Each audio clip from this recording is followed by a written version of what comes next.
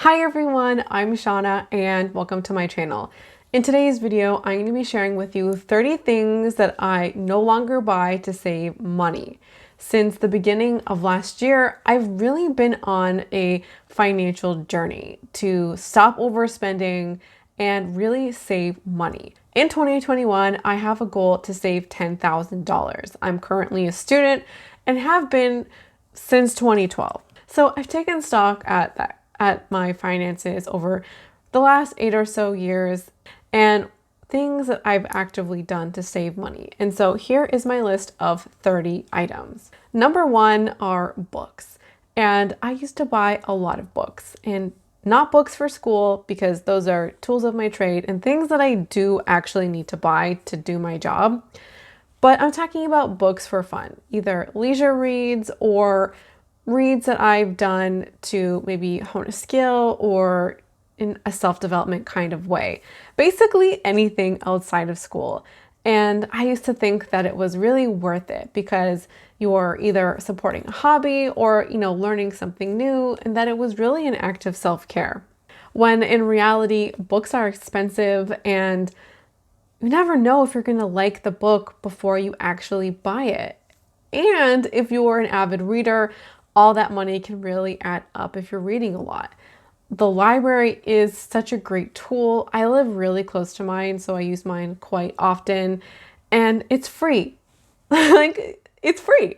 There's so much you can get at your library and so much you can do. I found my favorite book of 2020 through a library program, which was a blind date with a book. If you haven't been to the library in a while, I totally recommend you go checking out your local library and even seeing what they might have online or through ebooks.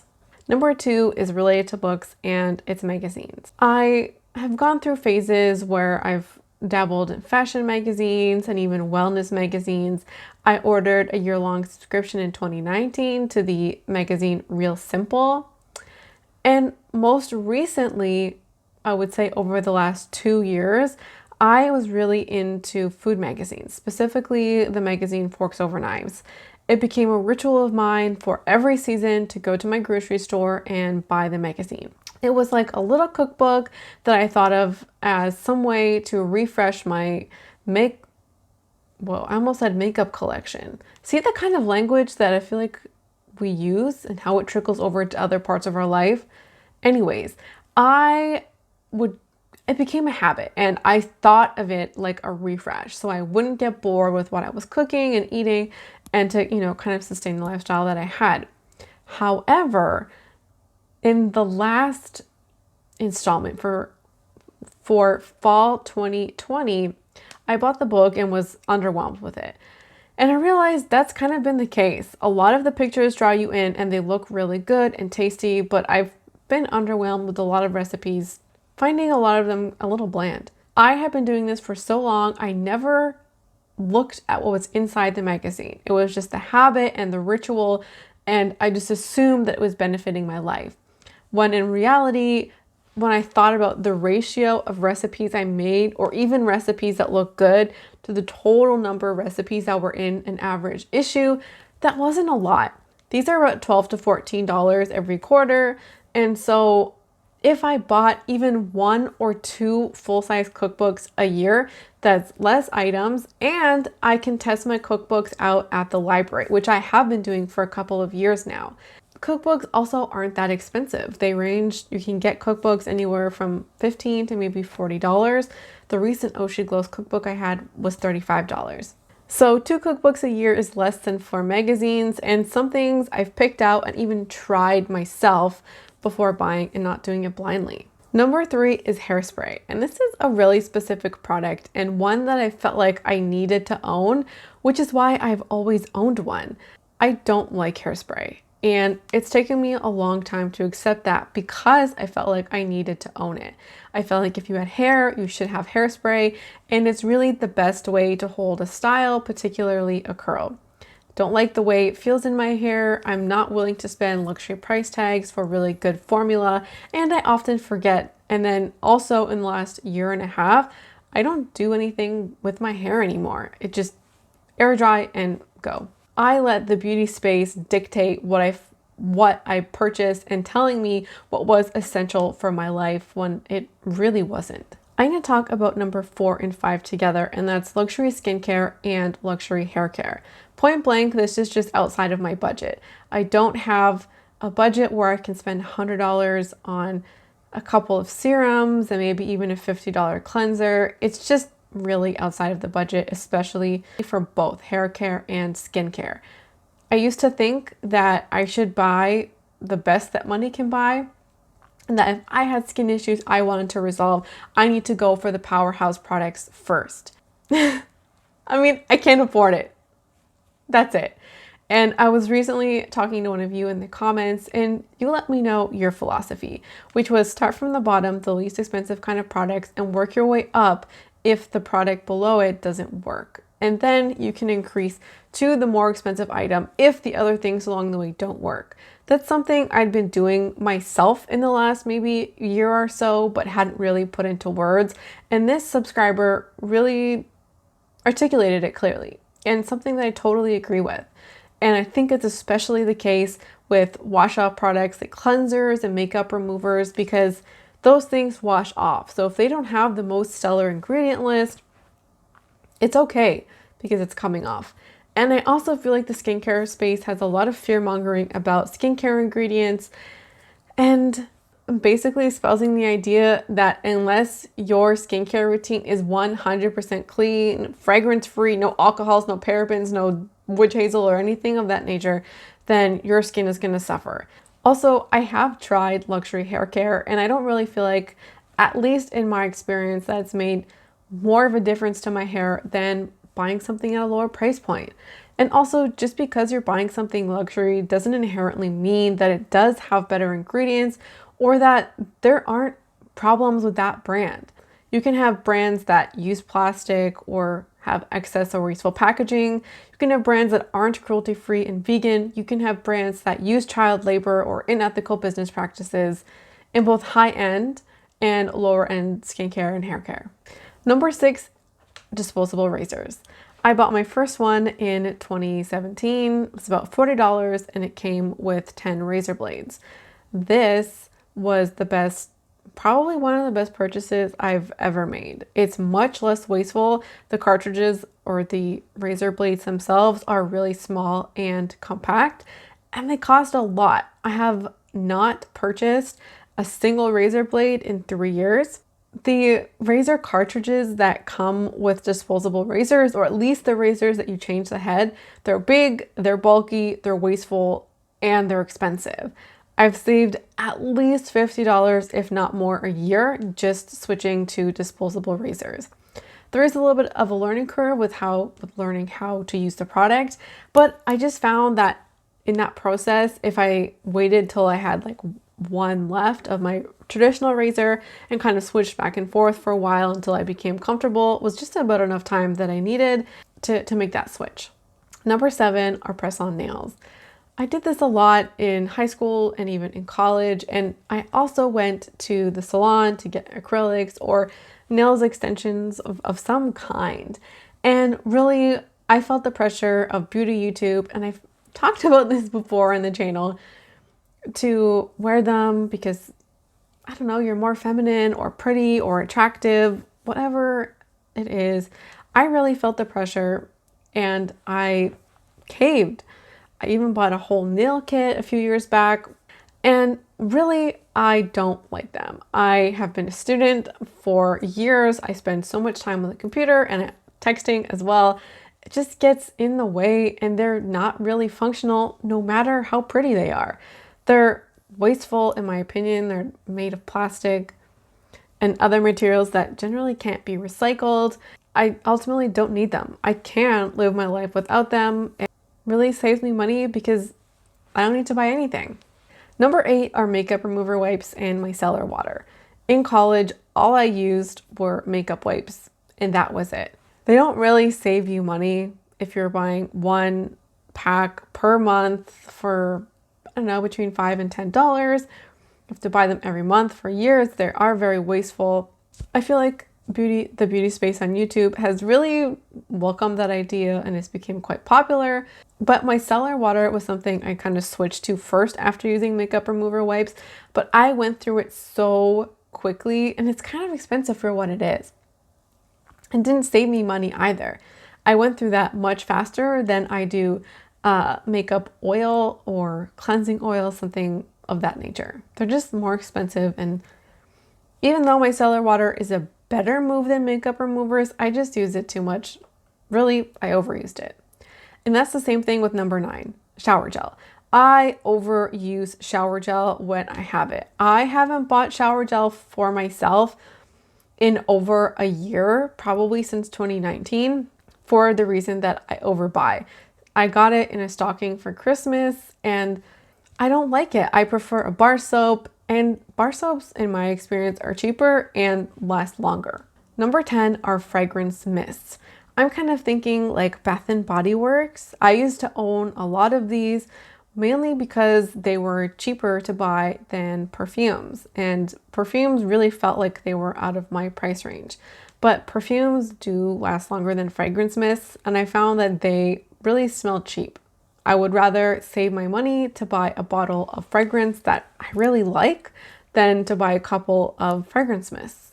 Number 11 are face palettes or larger palettes. I currently own one from Hourglass and kind of regret it. I wish I didn't buy it because they are more expensive.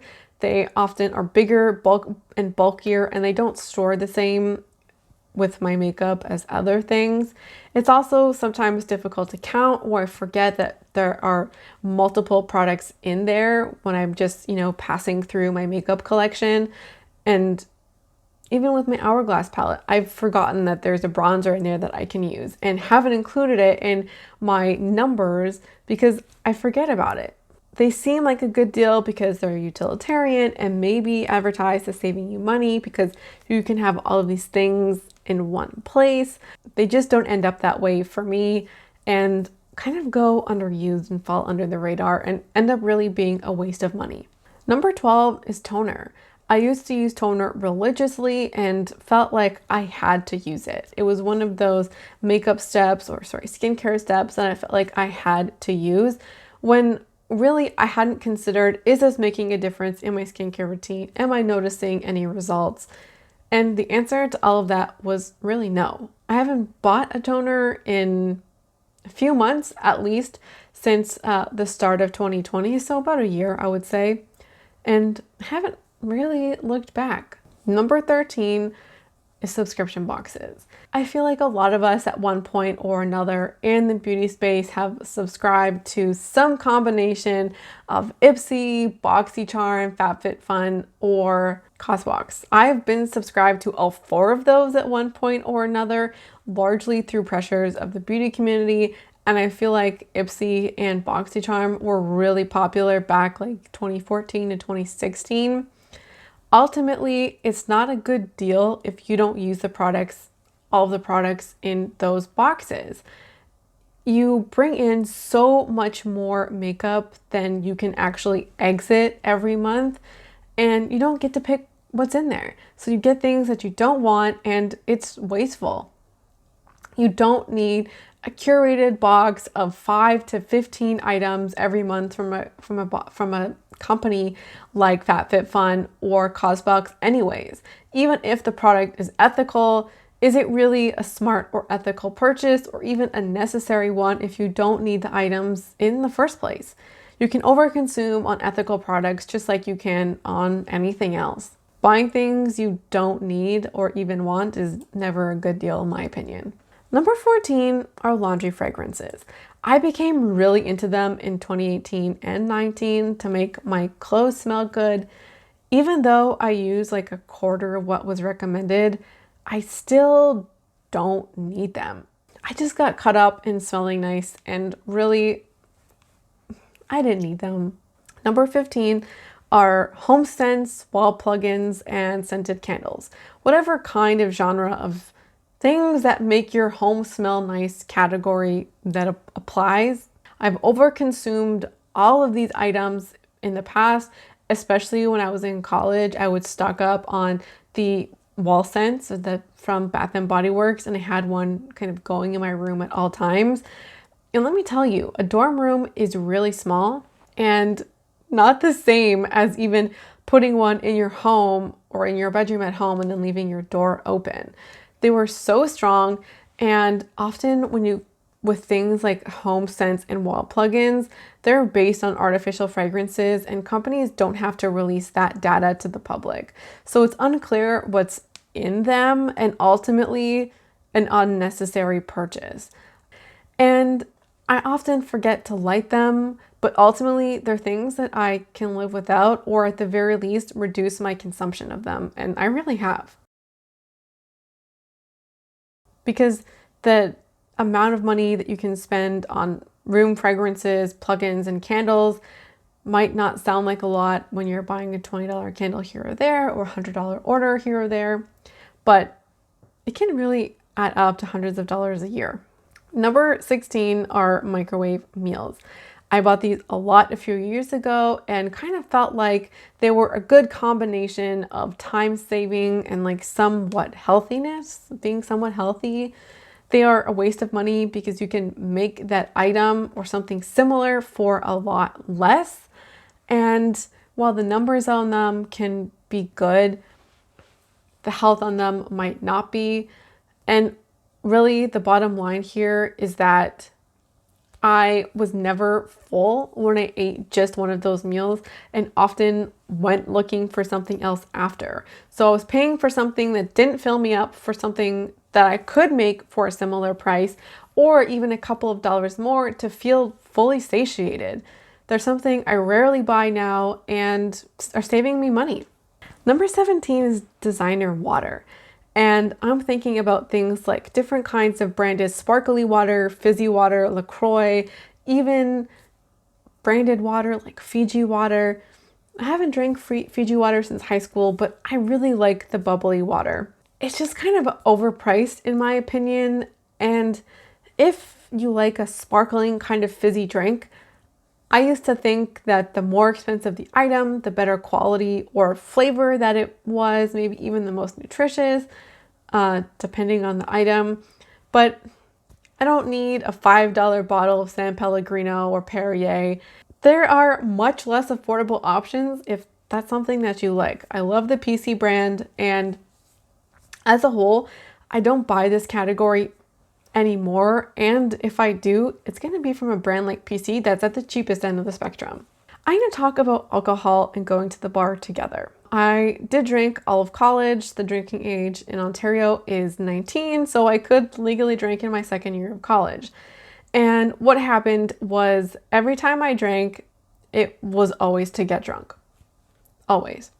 And I don't drink anymore for a couple of reasons. The first is that when I was in my fourth year of university, I gradually decreased the amount that I was drinking from third year to fourth year, and then in fourth year it kind of really went down.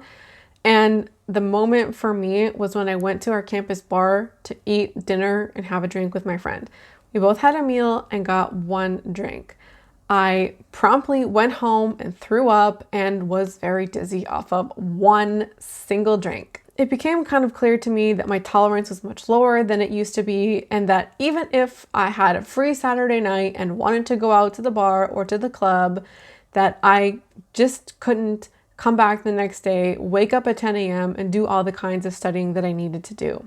Couldn't really balance those things at all, so I really significantly decreased my drinking over my fourth year, and drank really sparingly in my first year of my master's, and really haven't drank since. The amount of alcohol I've drank in the last 4 years, I can count on both hands. And the only times I've really drank have been because of social pressures. I was at a wedding in September of 2019. As an example, there was about 60 people there, and every person was over the drinking age and given a glass of champagne to toast the bride and groom once they had their marriage vows. I did not feel comfortable being the person who had the glass of champagne and didn't drink it and didn't toast the bride and groom. So I did. And those are the kinds of situations that I've drank in the last 4 years, and there aren't really many of them anyways. One of the most important reasons why I stopped drinking is that I saw people around me were developing relationships with alcohol that I personally didn't like. Whenever I felt like people's relationship with alcohol were really tied in with mood and emotion. So you had a hard day, a stressful day, a bad breakup, some bad news, drink. You had a good day, you got a promotion, a raise, you passed an exam, you graduated, drink. And so there was this pattern of tying your emotions directly with alcohol. I saw this so much in my life, especially in grad school. Drinking is really part of that culture and really tied to the things I just said, but also even adults in other parts of my life were kind of doing the same thing. And I saw that in myself, and I didn't want my drinking to really be tied to emotions. And once I separated that, I realized I didn't like many drinks at all. There's only like a few, maybe 3, that would at some time or another, if I were to drink them, would enjoy them. I've saved so much money by not drinking. Eventually, I realized that and decided that I never wanted to go back, and really became a reason for why I continue to not drink in the future, or since then anyways. Just one example, assuming that you drink 1 bottle of wine per week, and I think a lot of people don't just drink one type of alcohol, they drink a couple, and probably over the year are more than 1 bottle of wine, but we're gonna go with that. 1 bottle of wine per week at $15 is $780 a year on alcohol, so nearly $800 just on wine. That's not going out, that's nothing, just $15 worth of drinks a week. Going to the bar or the club is really tied with alcohol. I have not gone to a bar in years. I went in 2019 to watch a friend's band play and didn't get any drinks. I think the last time before that was a jazz bar in maybe 2018. I don't meet friends for drinks ever. And when you're thinking about going to the bar or the club, there's lots of other expenses associated with them. There's entrance fees, sometimes drinks at the bar.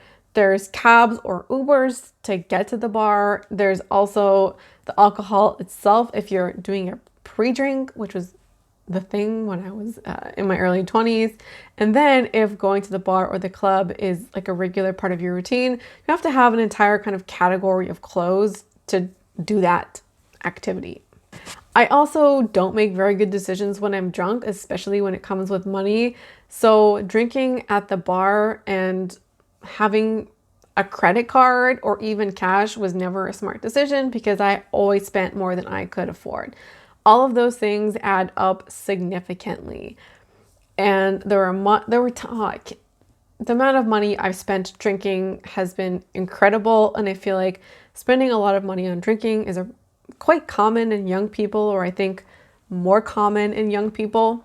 And something that I'm glad that I've kind of closed the chapter on, and is saving me so much money. Hundreds of dollars a year, if not thousands. Number 20 are gourmet spices, sauces, and condiments. Any kind of fancy foodie gourmet kind of toppings, specialty oils, or salad dressings, maybe even specialty drink mixes. I see these a lot at Father's Day or even around the holidays. I've been interested in them because I like food and maybe even cooking and trying to change things up or spice things up. But really, you don't know if you're gonna like them. They're more expensive than the regular thing. And you're just kind of tempted by newness. And it's like trying to try, but in the food world. Number 21 is bleaching my hair. I used to be a blonde, and I was for most of college. The amount of time and money I spent on bleaching my hair, and then also the number of products and money I spent on hair products when my hair was not at its healthiest. Buying hair masks and treatments were also expensive. I also colored my hair a lot. I had purple hair for a long time and pink hair too. And then I had to buy the colors for that and the maintenance for that. It was just a lot of time and energy on something that was incredibly expensive. Number 22 are souvenirs. I used to buy souvenirs and felt like I had to. When I was in college, I went on a research trip to Harvard and bought a lot of Harvard wear because how many times do you get to personally research at Harvard? I only own one thing from that trip and I don't even want to wear it. I think a lot of it can look tacky, and also you generally don't wear the things that you buy for yourselves on trips. It becomes a waste of money and things that collect dust, and eventually I've decluttered. Number 23 are investment clothing pieces and bags. I believe for a long time that there was such thing as an investment clothing piece. And I think that there's people in the community who would probably argue against this, that there truly are such things as investment clothing pieces and bags. But here's the thing. In my opinion, an investment is something that increases its value over time. Whether it's buying yourself a book or a course so you learn a new skill, and then there's an investment in that sense, where you can maybe gain more money over time, or even the skill itself and becoming more competent is seen as the investment. But clothing, to me, can't be an investment. Happiness, perhaps, and that would be at the most. All clothing, bags, shoes, they all wear out eventually, and a lot of things go out of style. I hear people say that opting for classic colors and having a neutral wardrobe is a way that can make your clothing pieces last longer. Yes, that is true for a lot of things, because if you have the red shirt or a striped shirt, you notice yourself wearing it more and you might see it all the time and really feel like you've worn it a lot when you really haven't. However, spending $500 on a dress that maybe is slightly outside of your budget or something that you feel like you're investing in won't be worth that. The point I'm trying to make here is that sometimes it's not the colors that go out of style, it's silhouettes. Just because you own something in a neutral or classic color doesn't mean that the style, silhouette, or cut of the item doesn't mean that the cut, the style, or the silhouette of the item will be popular or last forever. My mom has a leather jacket that she got in the 80s. She does talk about it, that she really likes the fit of it. It's comfy and something she owned her whole life, but the silhouette is something that you would not see produced today. It's not really popular or in style or something that she even loves or feels like it's flattering. Even though the category of a leather jacket has been popular since the 80s and a wardrobe piece that a lot of people would call timeless, doesn't mean that that's the case. What you spend on clothing is really determined by your budget and your lifestyle. And I personally have a hard time believing that something worth $500 is going to be somehow more worthwhile or more special, something I'm going to get a lot of use out of because of the price, and be more useful and wearable than something that's $100 or even $200. Number 24 is of a similar vein, and that's hand wash only clothing pieces. I've made this mistake of buying these items in the past, often because I haven't checked the tags. I'm not the kind of person who will responsibly take care of my clothing and hand wash them only or send them to a dry cleaner. That's just not the play for me, and I know that. I used to think that if it's a higher quality item, especially I'm thinking about clothing pieces from Aritzia, I'm not going to do that, and then I'm not going to wear them. So the item that I bought that might have had the best intentions is just going to kind of languish in my wardrobe.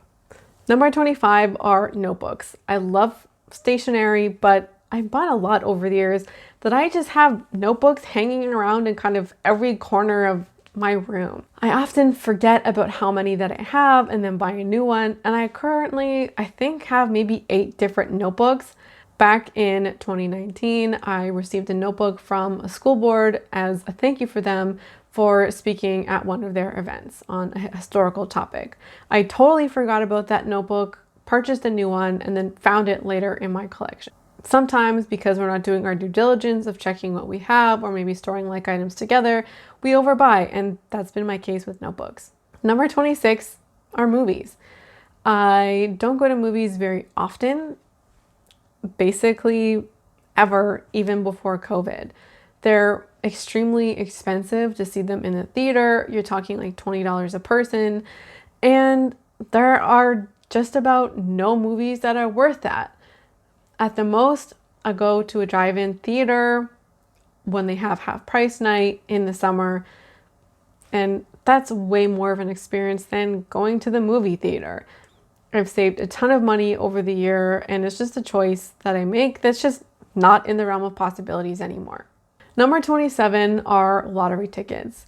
When I turned 18, I wanted to buy a lottery ticket and did that pretty often for a few years because it was a special perk of finally being of age and something special I hadn't been really able to do before.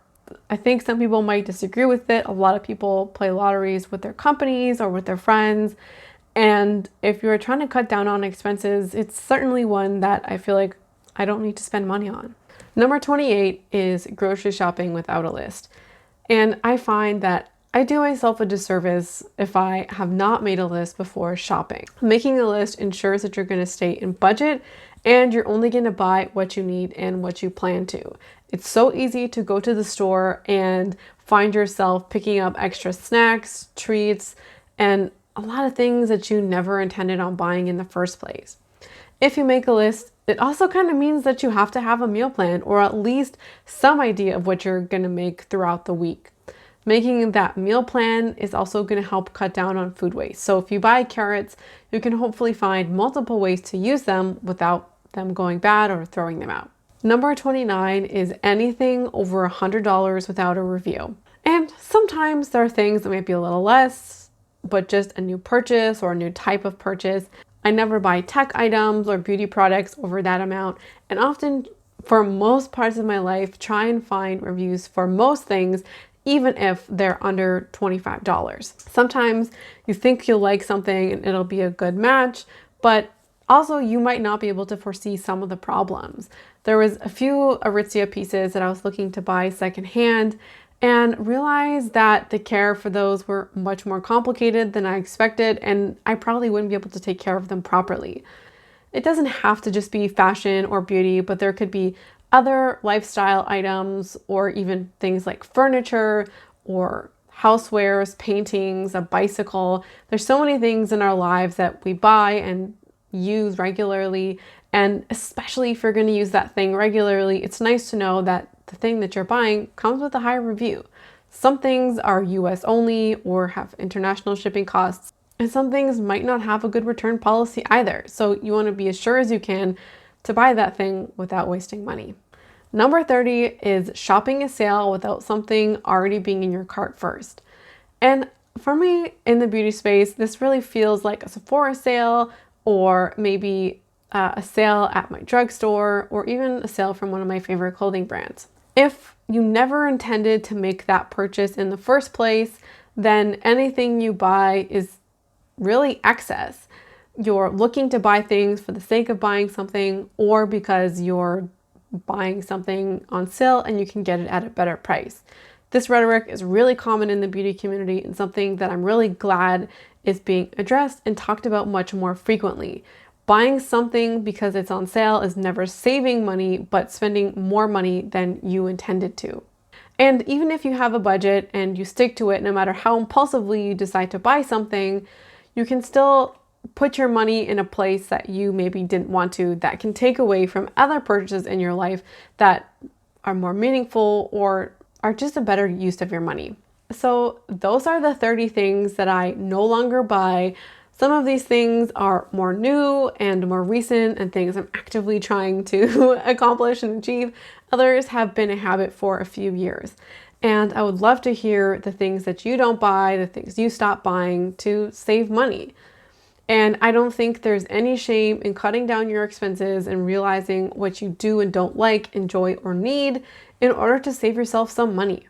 And I'm also the kind of person that feels like even if the savings is $5, that's not really anything to sneeze at because those things add up. That's going to wrap up this video. Thank you so much for watching and being here today. I hope to see you again around here soon. Bye.